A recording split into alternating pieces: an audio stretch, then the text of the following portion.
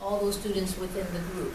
Do you grade them individually, or do they get one holistic grade for the entire group? What if one student did more than the other students? That's where, coming back to the rubric point, the rubric will state kind of the expectations of group participation, that everybody is involved with a certain amount of speaking, and everybody is involved with incorporating the resources into this presentation or this discussion or the activity. So it's built into the rubric partially, and then so we get part of it being holistic, and then part of it is on the individual, how well did they perform during that presentation, because there's always, the most important thing is sharing the information. Doesn't matter how good it is, if no one else knows it, it doesn't matter. So the presentation, there are individual components that work there. But then with that rubric, again, peer grading. How well did your partner or partners do on this scale?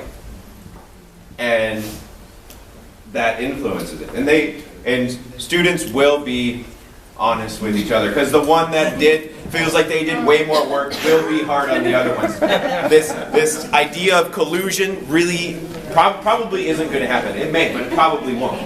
So it's a mix. It's a mix. I did with my government class last year, the whole entire second quarter, I broke every single section into groups of about 5.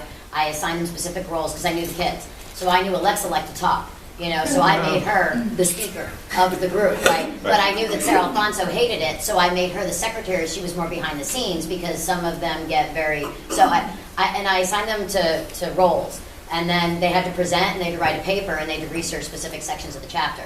It was successful in teaching all of the skills that you listed a few slides ago. However, with content, I found it was more of a failure because they knew their content very well. But every other group's content, they said they didn't teach it to me effectively. I didn't understand it. They knew what, because I looked at their tests and I broke it down. Yeah. What questions they got correct and what they did well, and it was what they presented. What's what they present. But only what they presented. So I'm trying to. And that's where I did peer grading with that. Every week they had to fill out a peer review. They had to do personal reflection journals where they talked about all these things, and I read them and they got grades on that. Like it was anonymous. There were no name, like no other student had access to those journals, just me. So they were very honest. And then you see that the ability to communicate knowledge Yeah. and information became the lacking skill there. Yeah. And that just becomes really, then that can lead into your next project where it really is, did you communicate the knowledge you learned? We can see that the content knowledge, it can be a risk if it gets to be that far apart.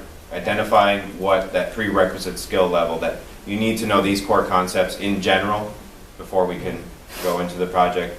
That's a little bit of that background. So that's where now you know something more for how to structure it for this time. Yeah. And we can see that as well. So I really, to me, that's a positive because you learn a lot more about how the students are approaching the project, the effectiveness of the communication, and then also what skills are lacking for students to learn. I also had them have committee meetings, because they were called committees, and they had meetings, and they'd take minutes. And so they all had to take notes on this stuff, and they did submit those notes when I was reviewing it, so there were various different ways that you can assess that stuff. All right, we gotta move on. Yeah. Ladies and gentlemen, thank